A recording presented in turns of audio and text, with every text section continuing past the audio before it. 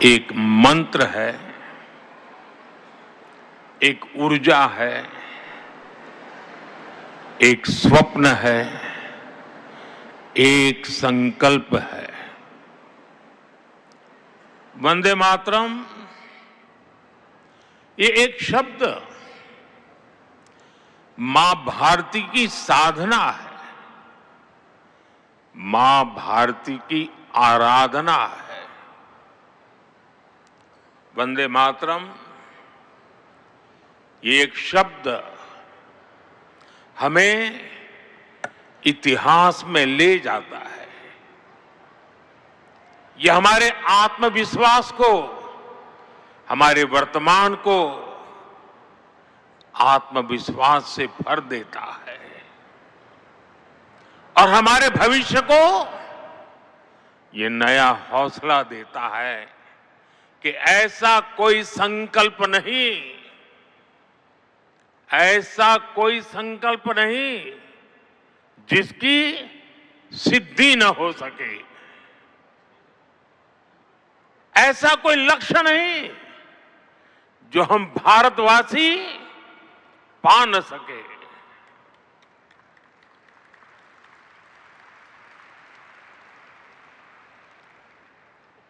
साथियों, वंदे मातरम के सामूहिक गान का यह अद्भुत अनुभव ये वाकई अभिव्यक्ति से परे है। इतनी सारी आवाजों में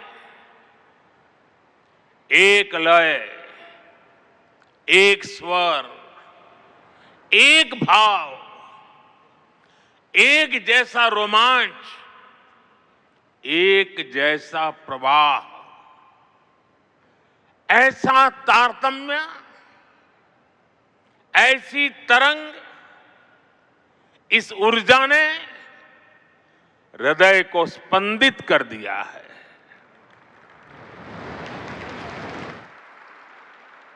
भावनाओं से भरे इसी माहौल में मैं अपनी बात को आगे बढ़ा रहा हूं।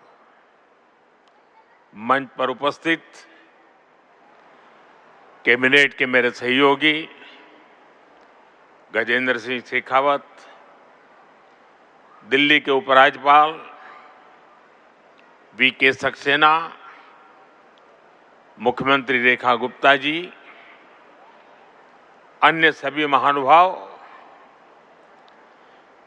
भाई और बहनों, आज हमारे साथ देश के सभी कोने से लाखों लोग जुड़े हुए हैं।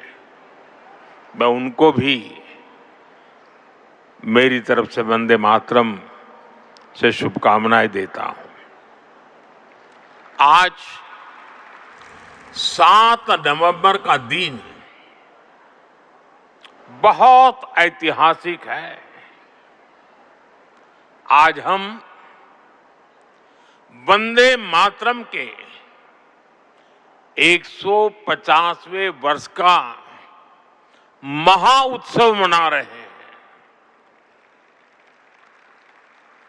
ये पुण्य अवसर हमें नई प्रेरणा देगा, कोटि कोटि देशवासियों को नई ऊर्जा से भर देगा।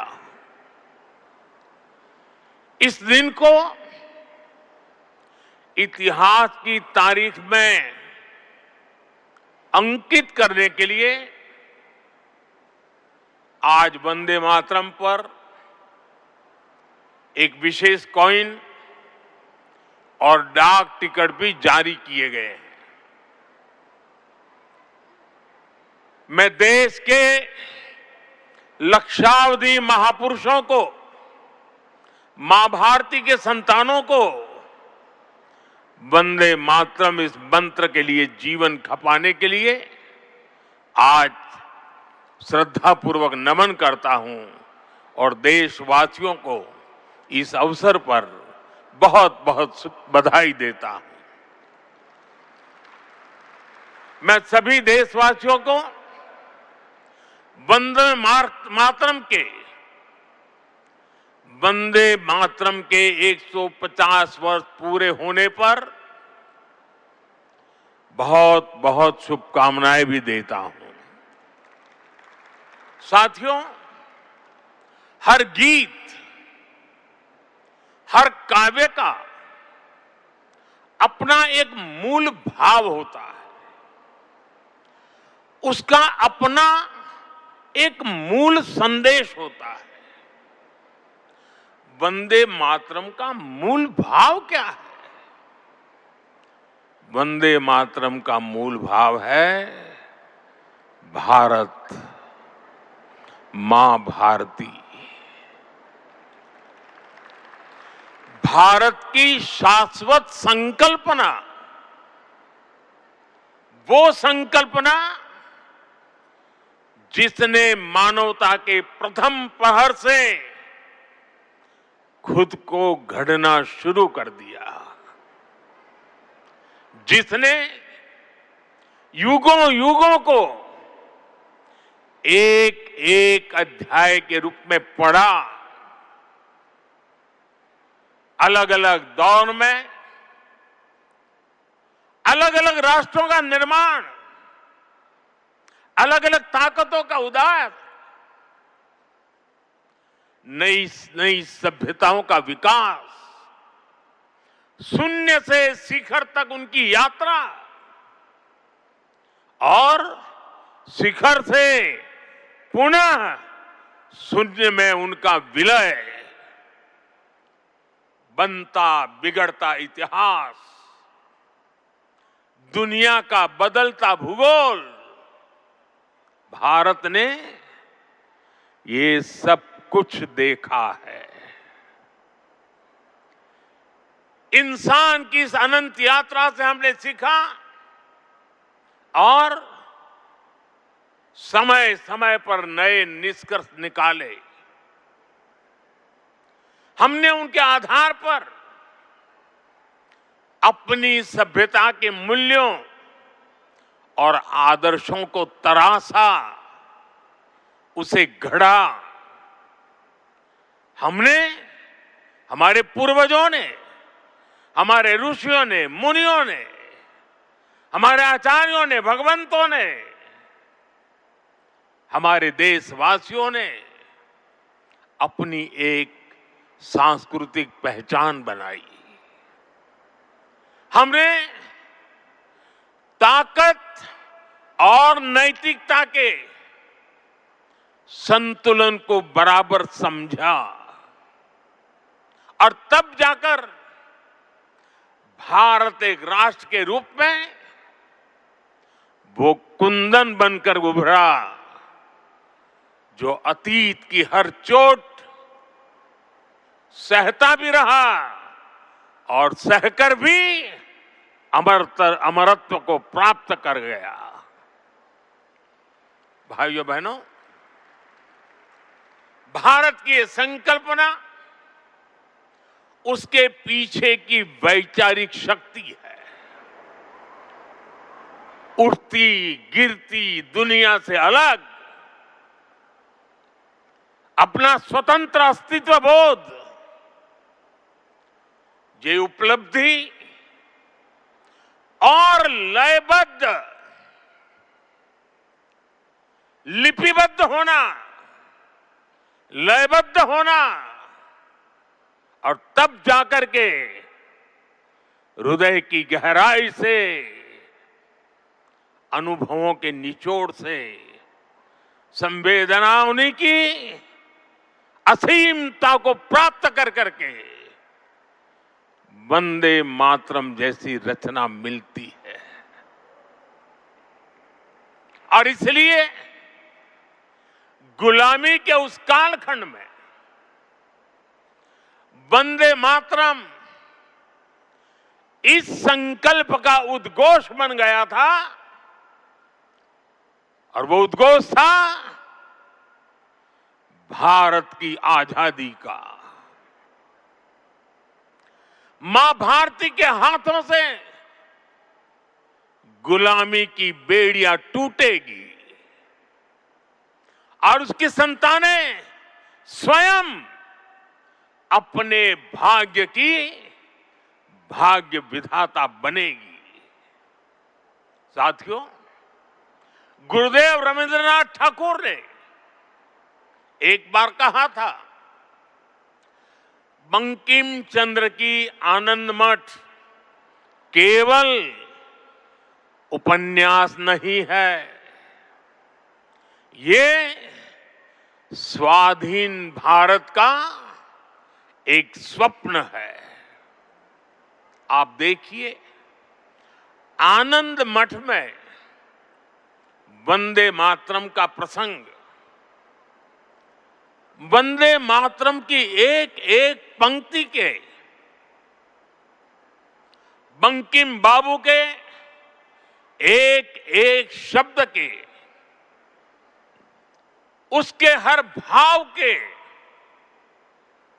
अपने गहरे निहितार्थ थे, निहितार्थ है।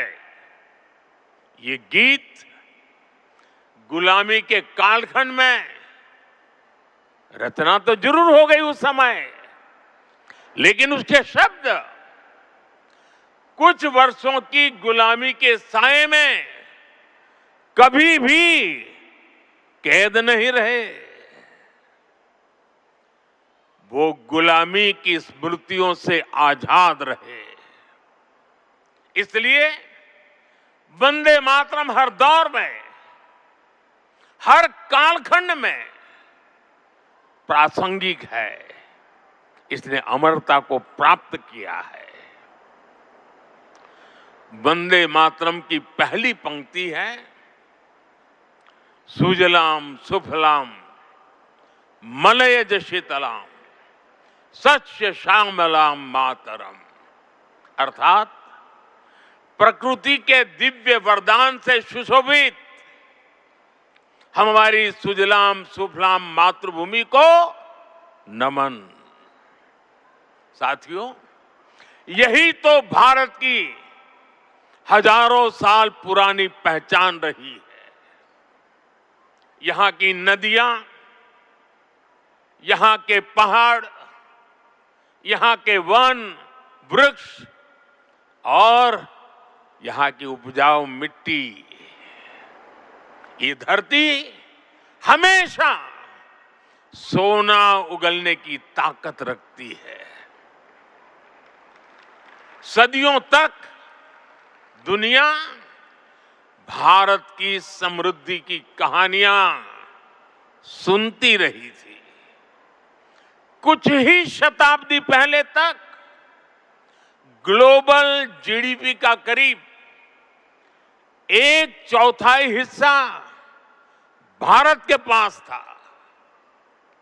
लेकिन भाइयों बहनों, जब बंकिम बाबू ने वंदे मातरम की रचना की थी, तब भारत अपने उस स्वर्णिम दौर से बहुत दूर जा चुका था। विदेशी आक्रमणकारियों ने उनके हमले, लूटपाट, अंग्रेजों की शोषणकारी नीतियां, उस समय हमारा देश गरीबी और भूखमरी के चंगुल में करा रहा था। तब भी बंकिम बाबू ने उस बुरे हालात के स्थितियों में भी, चारों तरफ दर्द था, विनाश था, शोक था, सब कुछ डूबता हुआ नजर आ रहा था। ऐसे समय बंकिम बाबू ने समृद्ध भारत का आह्वान किया, क्योंकि उन्हें विश्वास था कि मुश्किलें कितनी भी क्यों न हो, भारत अपने स्वर्णिम दौर को पुनर्जीवित कर सकता है।